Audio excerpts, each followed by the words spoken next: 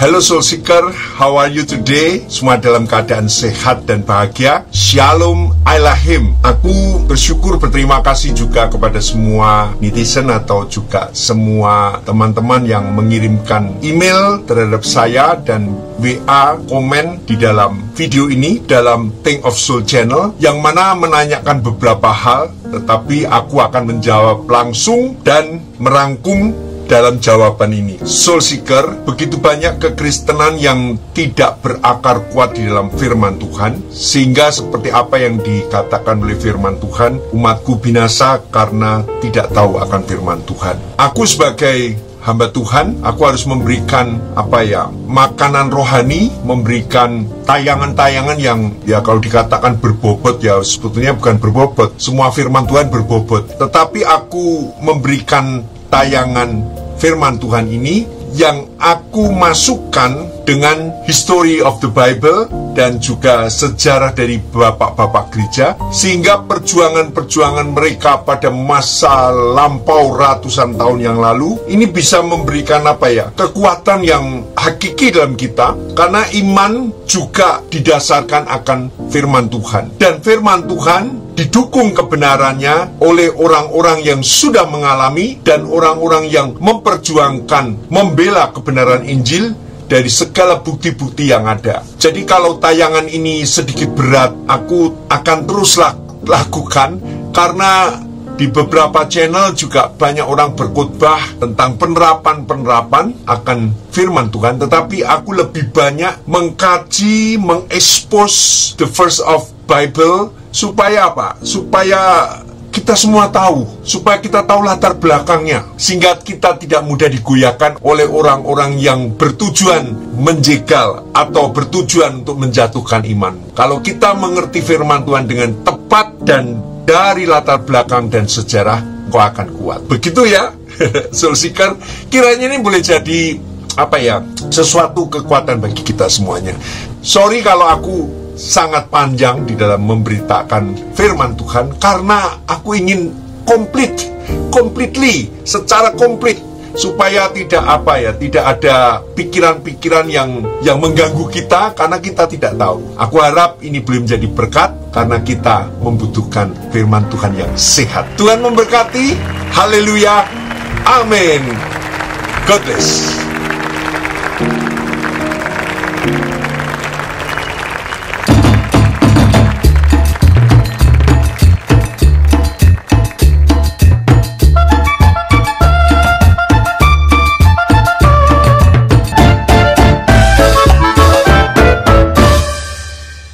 Lukas 17 ayat 11 mengatakan, dalam perjalanannya ke Yerusalem, Yesus menyusur perbatasan Samaria dan Galilea.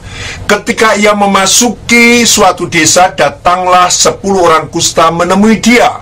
Mereka tinggal berdiri agak jauh dan berteriak, "Yesus, Guru, kasihanilah kami." Lalu ia memandang mereka dan berkata, "Pergilah, perlihatkanlah dirimu kepada imam-imam." Dan sementara mereka di tengah jalan, mereka menjadi tahir atau sembuh. Seorang dari mereka ketika melihat bahwa ia telah sembuh, kembali sambil memuliakan Allah dengan suara nyaring, lalu tersungkur di depan kaki Yesus dan mengucap syukur kepadanya. Orang itu adalah seorang Samaria. Lalu Yesus berkata, "Bukankah ke-10 orang tadi semuanya telah menjadi tahir? Di manakah 9 orang itu? Tidak adakah di antara mereka yang kembali untuk memuliakan Allah selain daripada orang asing ini atau orang Samaria ini?" Lalu ia berkata kepada orang itu, "Berdirilah dan pergilah, imanmu telah menyelamatkan engkau." Baiklah, sebelum kita melanjutkan, kita berdoa lebih dahulu, minta pimpinan Tuhan. Tuhan Yesus, kami sangat membutuhkan pertolongan Roh-Mu yang kudus untuk kami mengerti akan kebenaran firman-Mu. Mari Tuhan, biar Tuhan menerangkan secara detail, supaya apa yang kami dengar, apa yang kami lihat, apa yang diutarakan di dalam tayangan ini boleh menjadi berkat. Karena kami percaya Tuhan bahwa firman-Mu hidup, firman-Mu berkuasa, firman-Mu yang memberikan iman, firman-Mu yang membukakan jalan, dan firman-Mu yang memberikan mujizat. Berkati Tuhan setiap orang yang mendengar, supaya mereka sabar mendengar hingga selesai. Di dalam nama Tuhan Yesus kami berdoa. Amin. Pada ayat perikop dari Injil Lukas, tidak ada paralel dengan kitab Matius, Markus, dan Yohanes. Dan ini menjadi special writing materials. Jadi sesuatu yang sangat spesial. Lukas tertarik pada motif di balik perjalanan Yesus. Lukas tertarik pada motif di balik perjalanan Yesus. Pada Fatsal 17 dikatakan pada saat Yesus sedang dalam perjalanan menuju Yerusalem, sesungguhnya Yesus sedang mengantisipasi kota dan masyarakat Yerusalem. Ada apa ini? Yerusalem merupakan kota yang kudus. Bahkan Injil Lukas memulai dengan cerita paralel pemberitahuan tentang Yohanes Pembaptis dan kelahiran Yesus Kristus. Aku mau tunjukkan bagaimana Tuhan memilih kota Yerusalem sebagai kota yang kudus dibandingkan dengan kota yang lain. Faktanya di mana Imam Zakaria berjumpa dengan malaikat pada saat ia ditunjuk secara giliran untuk membakar ukupan di Bait Allah. Di sanalah Imam Zakaria mendapat nubuatan dari malaikat tentang kelahiran Yesus yang dinyatakan di Bait Allah Yerusalem. Namun penduduk Yerusalem yang mayoritasnya adalah bangsa Yahudi, justru di saat nantinya merekalah yang menolak Yesus dan menyalibkan Yesus. Maka dari itu Injil Lukas mengamati secara khusus perjalanan Yesus ke Yerusalem melewati perbatasan Samaria dan Galilea. Di sana ia memasuki sebuah desa dan tiba-tiba datanglah 10 orang kusta menemui Yesus. Mereka tinggal berdiri agak jauh dan mereka berteriak, "Yesus, Yesus, kasihanilah kami." Memang biasa dilakukan Yesus dalam perjalanan berjumpa dengan orang-orang sakit. Tetapi pada kali ini ia berjumpa secara khusus dengan orang-orang yang sakit kusta. Dikatakan dalam bagian itu mereka berdiri agak jauh dari Yesus sambil berteriak-teriak. Di dalam hukum perjanjian lama mengatakan memang harus mereka bersikap seperti itu dan mereka tidak bisa dekat-dekat berrelasi dengan sesama manusia. Mereka harus certain distance, jauh, ada jarak yang jauh. Keberadaan posisi yang jauh ini, hal ini sangat menyiksa kehidupan orang-orang itu. Karena basically penyakit kusta pada saat itu menjadikan kondisi mereka terisolasi. Ada satu keterputusan relasi dengan masyarakat. Kata berdiri dengan jarak yang jauh, ini sebenarnya sangat menyiksa mereka. Basically bukan sakit yang tidak bisa disembuhkan, tetapi mereka tersiksa mentalnya karena mereka terputus relasi dengan masyarakat dan Tuhan. Mereka terisolasi dari kehadiran Tuhan di Bait Allah. Mereka tidak bisa beribadah di Bait Allah. Orang-orang kusta ini terasing, soul seeker, seperti exile, tersingkir di tempat pembuangan. Seolah-olah mereka masuk di dalam masa-masa bangsa Israel dibuang. Kita bisa sedikit rekonstruksi.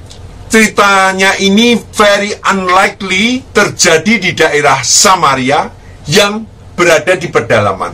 Karena orang-orang Yahudi yang menderita sakit kusta tidak mau tidak pasti tinggal di sana, dijauhkan dari masyarakat umumnya. Jadi hal ini memungkinkan jika ada satu orang Samaria yang bergabung dengan orang-orang Yahudi yang sama-sama terkena kusta, mungkin di daerah dekat perbatasan dan lebih ke arah daerah Yahudi. Jadi antara perbatasan Samaria dan Yahudi. Orang-orang kusta ini adalah orang-orang yang sangat miskin relasi. Dan mereka hanya berelasi dengan orang-orang yang sama menderita penyakit kusta. Mereka dijauhi oleh orang-orang yang normal dan mereka melihat dan akan mengalami kematian setiap harinya. Kamu paham, Soul Seeker? Begitu beratnya mental mereka, mentalnya breakdown yang menggambarkan periode stres mental dan emosional yang ekstrim di tempat daerah yang tersingkir dari masyarakat. Ini jauh lebih miris dibandingkan dengan orang yang ada di lembaga pemasyarakatan, karena mereka masih bisa dijenguk oleh orang luar, mereka masih ditengok, diberikan makanan. Tetapi orang-orang kusta ini tersingkir dari masyarakat. Apa yang mereka katakan, apa yang mereka serukan? Jesus, Master, have pity on us. Di sini sebutan Master atau Lord menunjukkan identitas Tuhan. Tuhan yang membuat mujizat kesembuhan. The miracle of healing divine. Jika kita baca ayat ini, ada kaitan multifik. Jika kita mereview, meskipun tidak terlihat terlalu jelas, tetapi jika dibaca secara dekat, secara closer observation, maka akan ada kaitan antara perikop ini berbicara tentang kedudukan Tuan dan hamba.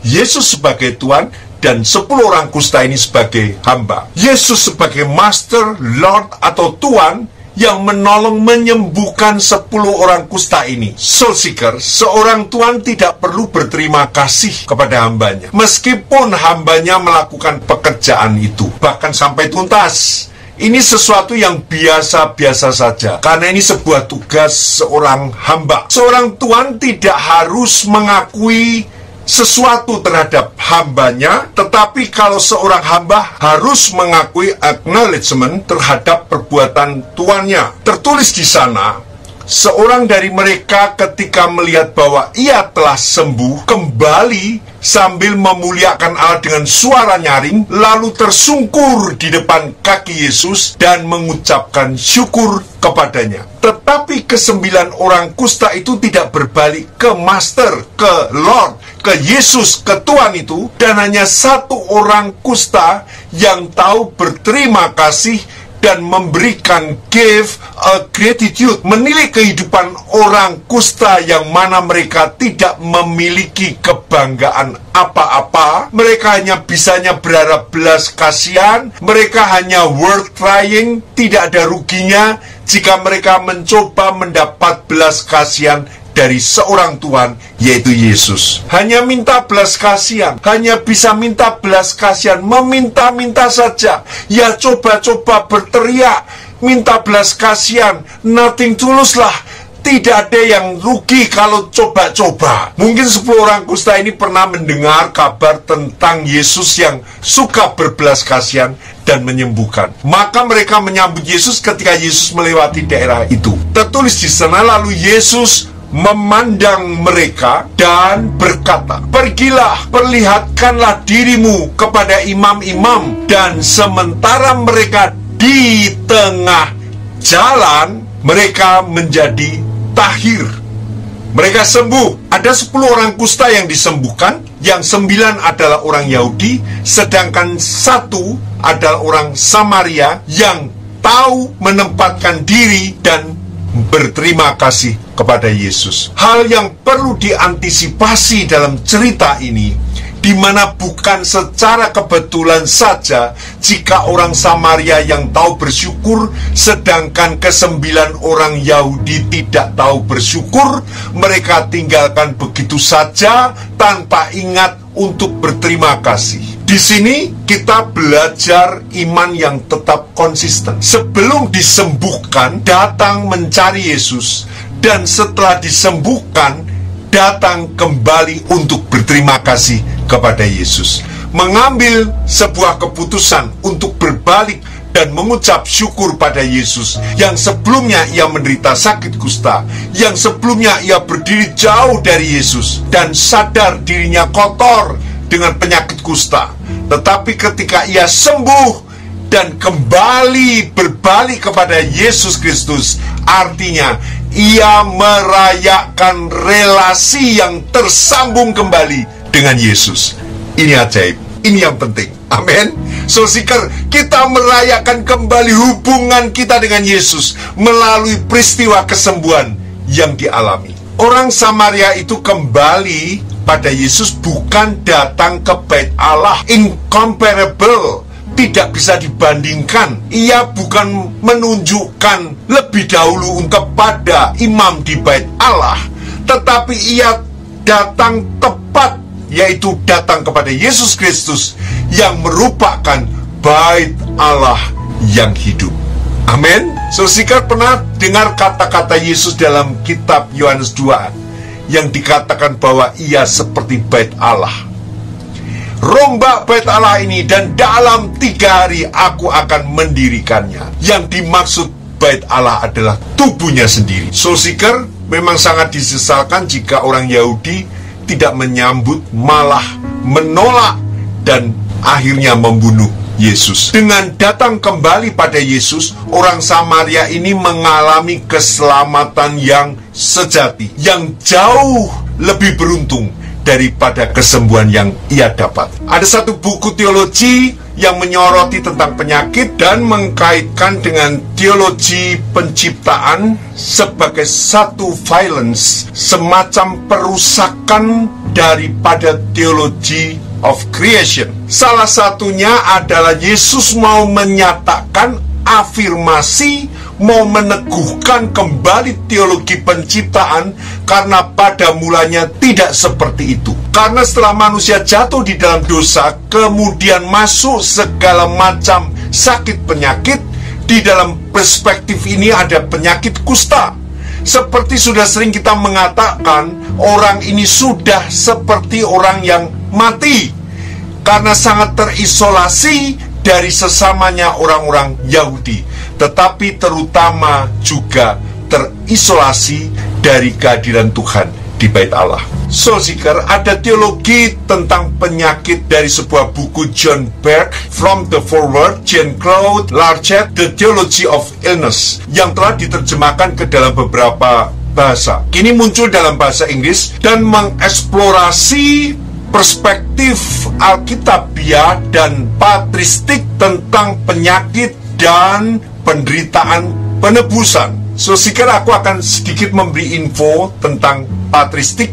Merupakan sebuah zaman yang berlangsung setelah zaman Perjanjian Baru sampai pada abad ke-8. Ada juga beberapa yang menyatakan bahwa zaman ini berlangsung sampai zaman Thomas Aquinas. Istilah patristik ini pertama kali digunakan oleh bapak-bapak gereja setelah zaman para rasul hingga abad ke-8. Bapak-bapak gereja pada zaman ini dikenal dengan banyak hasil karyanya, seperti menghasilkan tulisan-tulisan yang berguna dan penting bagi kekristenan. Selain itu, bapak-bapak gereja juga sangat kuat mempertahankan kebenaran iman Kristen dalam menghadapi bidat-bidat atau ajaran-ajaran sesat yang melanda kekristenan pada saat itu. Sebenarnya pada saat ini kita juga menghadapi ajaran-ajaran sesat yang coba menggoyahkan iman kekristenan. Tetapi bapak-bapak gereja yang sudah mempersembahkan dengan karya tulisnya pada zaman patristik adalah Justinus Martir, Athanasius, Clement dari Alexandria, Gregorius dari Nisa, Tertullianus, Origenes, Irenaeus dari Lyons, Cyprianus, Basilius, Agustinus dari Hippo, Cyrillus dari Alexandria, Pelagius, dan Nestarius.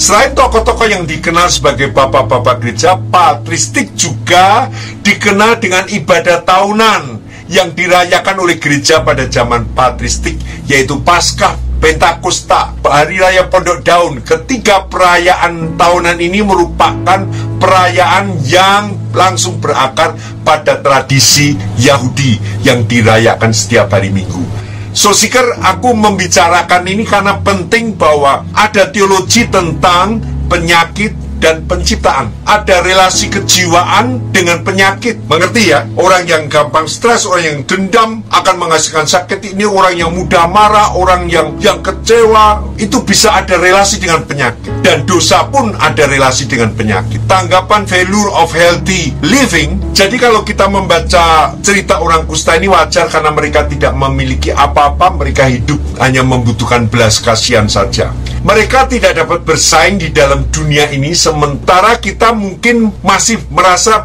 bisa bersaing, ada certain modal, kekuatan untuk menunjukkan siapa kita, lalu kemudian orang boleh memperhitungkan dan mungkin tertarik menyapa kita, tetapi tidak demikian dengan orang-orang kusta. Mereka tidak bisa bersaing dalam dunia dan modal, tidak bisa. Tetapi orang-orang akan datang kepada kita yang memiliki certain modal dan kekuatan, mereka tertarik dan make business dengan kita. Banyak orang selalu minta konfirmasi tanda. Soul Seeker, sebenarnya kalau kita lihat ketika Yesus berucap untuk perlihatkan kepada para imam, saat itu mereka belum sembuh, saudara. Saat itu mereka belum sembuh. Justru dalam perjalanan baru mereka melihat kesembuhan atau melihat dirinya tahir. Banyak orang ingin minta konfirmasi tanda. Musa adalah seorang tokoh. Apa yang dikatakan Tuhan kepada Musa? Inilah tandanya bahwa kamu akan beribadah di gunung Sinai. Tanda ini ditaruh di belakang, bukan di depan. Artinya tanda ini diberikan setelah Musa taat menjalankan apa yang diperintahkan. Kita selalu minta tanda di depan. Tandanya, orang mencintai kita, tandanya apa? Orang perhatian dengan kita, tandanya apa? Tuhan dengan kita, tandanya apa? Kita selalu minta tanda. Tetapi Tuhan justru memberikan tanda setelah kita taat melakukan untuk Tuhan.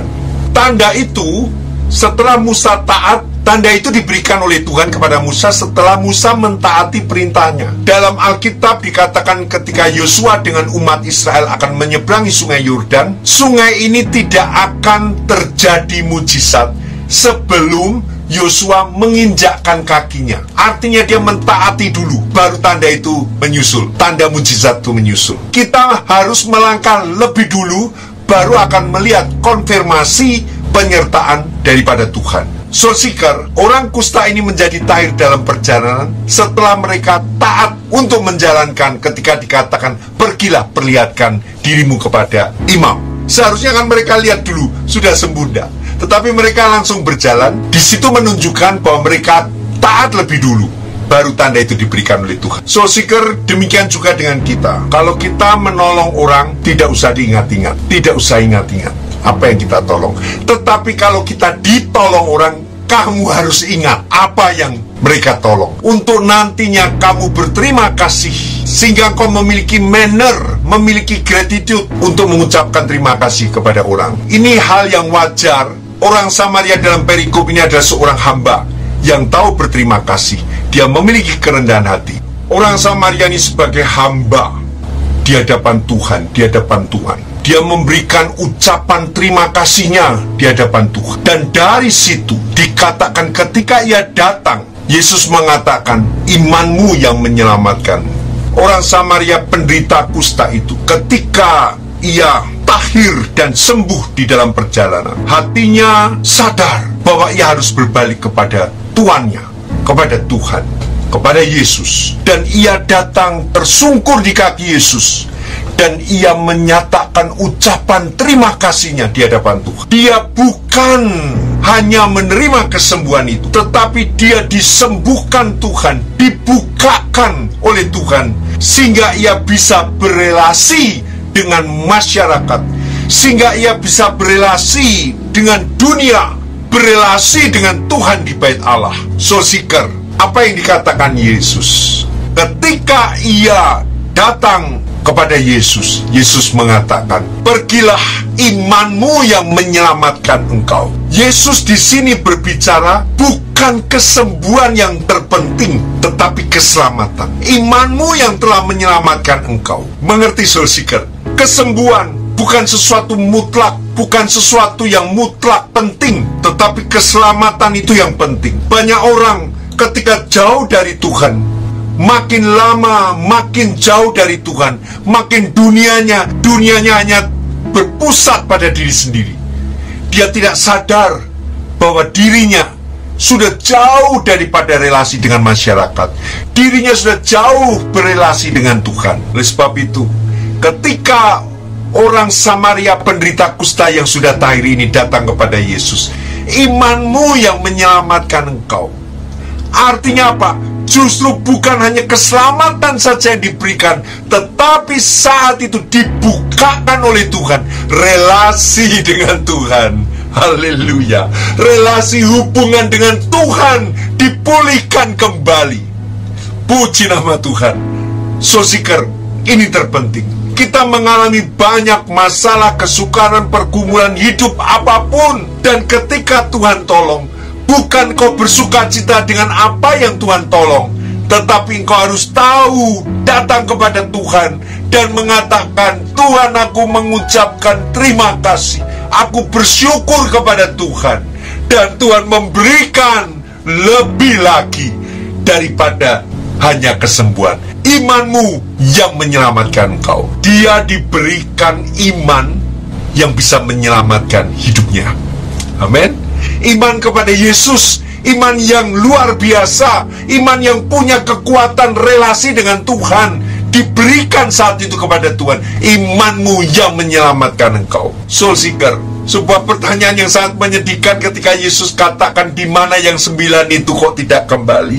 Karena Yesus mau bukan kesembuhan yang diberikan saja. Yesus mau bukan hanya pertolongan kesulitan hidupmu yang dibukakan Tuhan saja, tetapi Yesus mau memberikan karunia iman yang bisa menyelamatkanmu. Itu yang Yesus mau, supaya engkau di dunia yang sulit ini, dunia yang penuh dengan masalah, dunia yang penuh dengan penderitaan, engkau diberikan iman oleh Tuhan, iman yang menyelamatkan. Amin. Dan saat itu orang Samaria penderita kusta yang sudah ditahirkan serta merta automatically understood tentang perkataan Tuhan.